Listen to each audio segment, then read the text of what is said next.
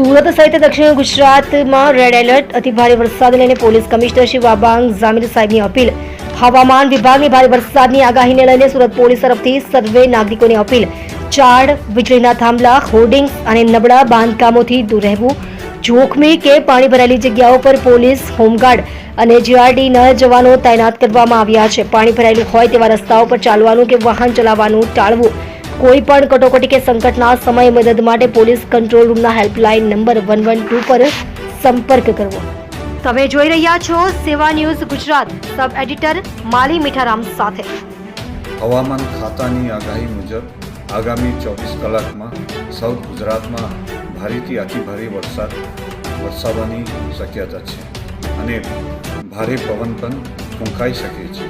શહેરના નીચાણવાળા વિસ્તારોમાંથી નાગરિકોને સુરક્ષિત સ્થળે ખસેડવા માટે સુરત મ્યુનિસિપલ કોર્પોરેશન તથા પોલીસ ટીમો તૈનાત કરવામાં આવેલ છે.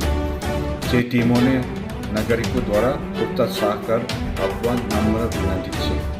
શહેરમાં ટ્રાફિક વ્યવસ્થા સુવ્યવસ્થિત રીતે જળવાઈ રહે તે માટે ટ્રાફિક પોલીસ તરફથી રોડ ડાયવર્ઝન અંગે દર કલાકે સોશિયલ મીડિયાના માધ્યમથી નાગરિકોને જાણ કરવામાં આવશે.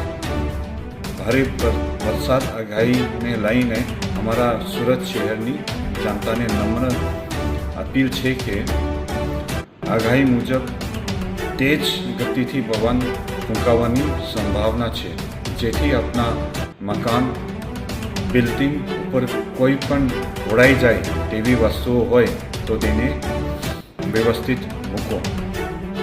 ઝાડ, વીજ થાંભલા, હોર્ડિંગ્સ અને નબળા બાંધકામમાંથી દૂર રહો.